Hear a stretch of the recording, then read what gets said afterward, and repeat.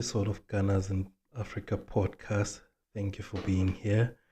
It's been a wonderful, I think, few weeks since the second half in the City game. It's been very positive at Arsenal, and we've enjoyed quite a lot of success. Been playing is quite positive, better than the all the handbrake stuff and the negativity and everything else. So this, and also if you on reflection, we've had a really good start to the season. And the fact that we've played so many tough games along the way, um, we've played at Old Trafford, we were at Anfield, we had Newcastle, we had City at home, we had Nottingham Forest, was one of the toughest teams last season, and also played Newcomers Leeds. So, and then this weekend we have West Ham. It's an opportunity to go on a run of games where we collect 3 points, and on the Champions League and Cup front as well. We are doing very well. So I'm pretty excited about the next few games, considering that there's going to be an international break coming up. But I'm excited with what we can do. And West Ham brings a challenge to us because we've lost to them at home in the last 2 seasons. So, for sort of a hoodoo team. But I think we can beat them. They have a new manager in Nuno Espirito Santo. Um, and I watched a bit of their game against West Ham on Monday, where they drew 1-1. I think you could see from that game, Nuno wants them to be more strong defensively. His focus apparently had only 2 sessions before that game, and mainly focus on them defensively, which is understandable because they've been leaking a lot of goals, especially at home. I think they had one win. They've lost all the rest of the game under Graham Potter. Considering the squad that they have, it's quite a terrible sort of return from the team. But just on us on the Arsenal front this week, um, and just reflecting on the Champions League game against Olympiacos, quite a very tough game. I think it was a professional performance. A lot of changes as well from the weekend at Newcastle, where a game that took a lot of the team because it was quite intense and we had to chase the game in the game for a long time. But the 6 changes from the team in Newcastle was a good change because quite top players who probably would want to be starting in this team. But I think it was a good performance for some key players who needed minutes, especially some other players needed minutes. I think likes of Ben White, I think he struggled a bit in that game.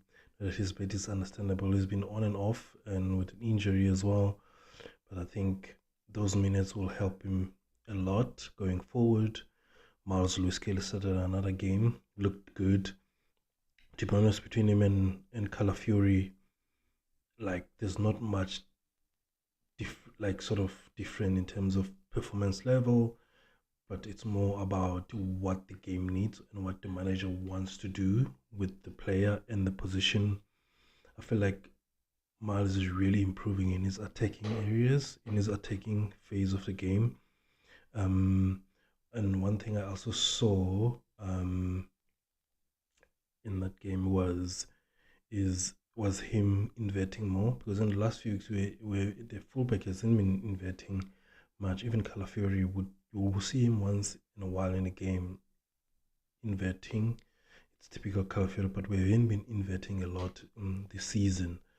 Um, and also seeing our skipper playing, starting a game and he had a great performance, like really, really. Even in the start of season, for me, he looked sharp in terms of his physical abilities and running, pressing and defending. Sort of his That's a sort of difference for him in between, like for him, the difference between him and the other options that we have, Ranieri as a um, Merino. So his difference there is quite his two-way game, defensively and offensively, and also he's very good at his fundamentals in terms of positioning, defending, managing the game, keeping possession, and when we press, he's the trigger in our press, which is really good.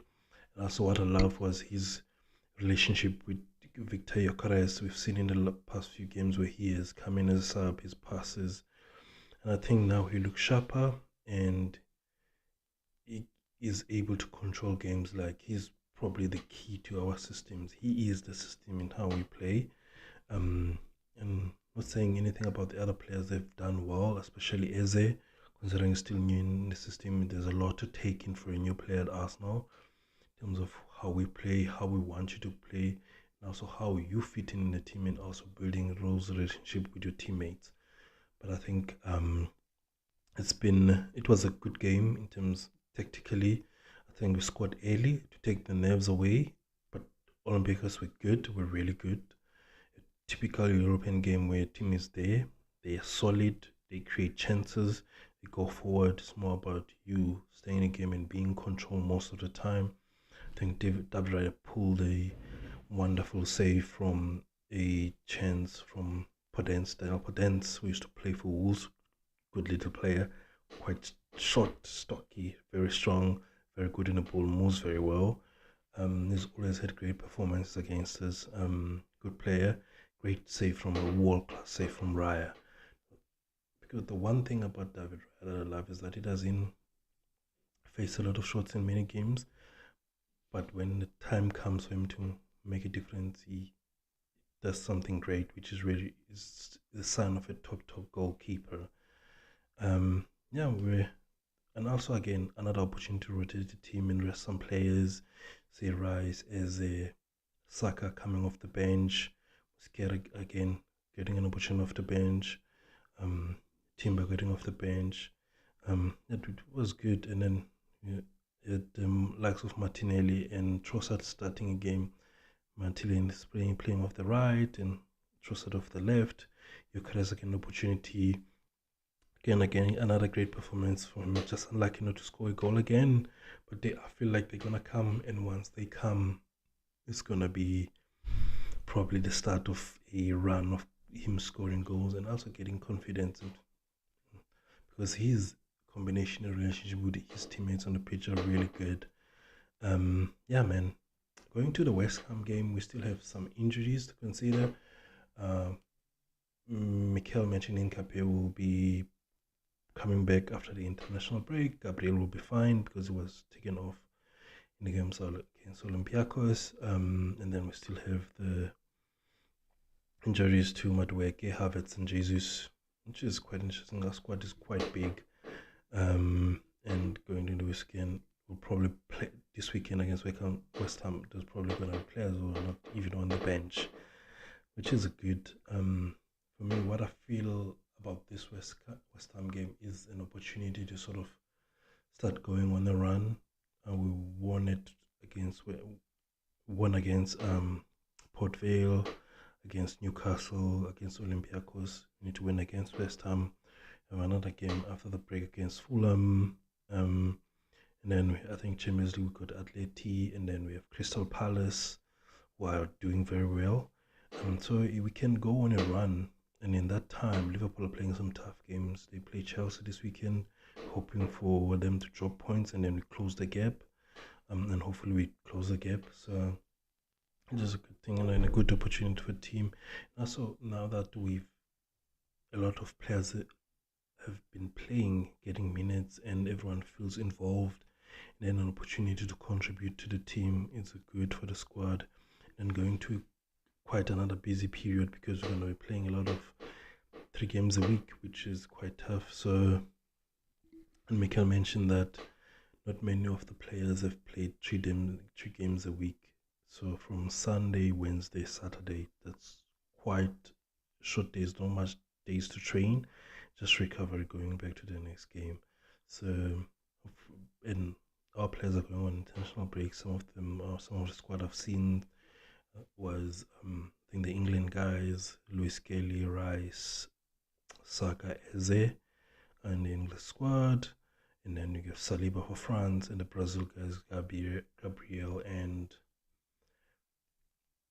Gabriel Martinelli. There'll probably be other guys I haven't seen, other squads that will be going. Probably the Spanish guys will be going as well. And like if Hincapie has been injured, Odegaard will probably be going for Norway. Gyökeres for Sweden probably be going as well. So got a lot of our players who are going on short break, but there'll be guys like Ben White will have time again on the training pitch to getting better. Hopefully Hincapie is ready when we return from a short break, and the other injured guys like Havertz and Madueke probably be getting closer, and Jesus. Yeah, man, I'm excited about the game because I'm looking forward to the game because we're winning in the game. We're playing positive football. The team does. So interestingly, and then in probably an opportunity to play as a Saka and Odegaard in the same team again. One thing I forgot to mention in talking about the Olympiacos game was interesting when Saka and Eze switched, and Saka play on the left wing and Eze on the right wing. Saka's goal came from the left wing, so it was interesting when the game is not as things are not going that well. It's nice to change things, and so even this also makes the